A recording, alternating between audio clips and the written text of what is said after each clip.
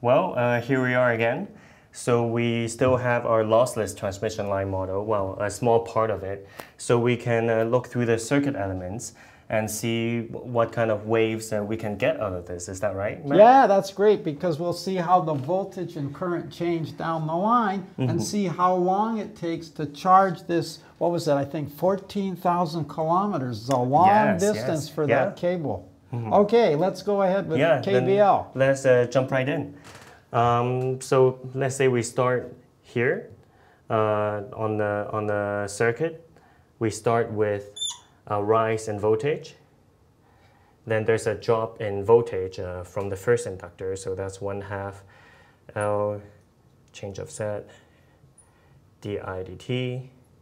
And that's Lenz's law, minus L di dt, basically. So L has units of inductance.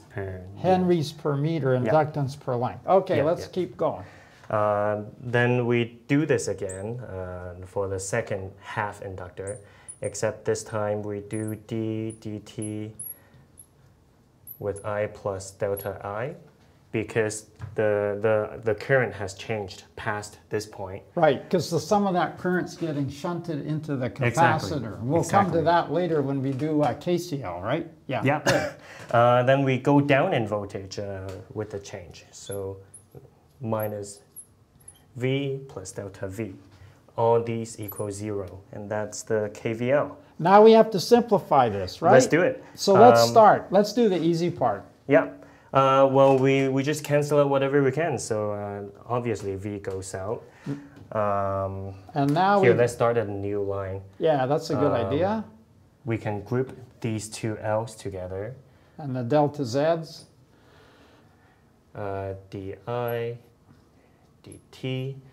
But there's an I plus change of I, so you have this kind of situation going on.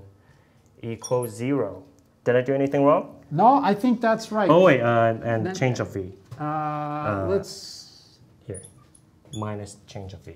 Minus change of V. So we've done that. Now, di dt, so we have L delta Z times di dt, and another half here times this, and correctly you've said it's 1 plus a little bit of current. Yeah, that makes the equation a bit messy, doesn't it? Well, not really, because we're only dealing with small quantities in first order changes, and so delta I is going to depend on delta Z. So delta Z times delta Z is going to be really small. Get rid of it. So let's get rid of things like that. So this also goes to 0. Oh, then it's pretty simple. We get here. Let's keep going. Let's go here. You have change of V divided by change of Z is negative L di dt. Right, and then in the limit, as this gets really small, this just becomes dV dz is equal to minus L di dt. Beautiful. So we've done KVL. There's a little bit of work because of this piece, but I think KCL is going to be a lot easier. Probably. Let's go ahead and do it. You do it. You do it. So we have the incoming current I equals the outgoing currents I of capacitor plus I plus change of I. Good so far? Yep. So we replace IC with the capacitor current.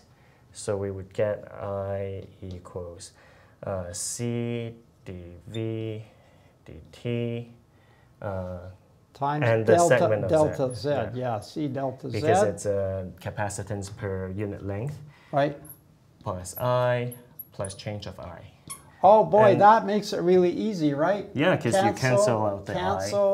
The Z goes here, flip it over, and you can... I'll let you write it. Oh, okay. So I'll, thank you, that's great. So we have di dz is equal to minus C dV dt. And of course, this can become, in the limit, a partial derivative, so we have this. So it's a bit messy, but we did want to show you the process. Oh, Z, dz. dz, right. the process that we went through. dI dz is equal to minus c dv dt, and dv dz is equal to minus L di dt. And we're going to look at these equations and solve them in the next video and following videos, but I want to ask you a question. Okay. What does this last equation that we derived, this one, dI dz equals minus c dv dt, have to do with patriotism in the United States? What? What?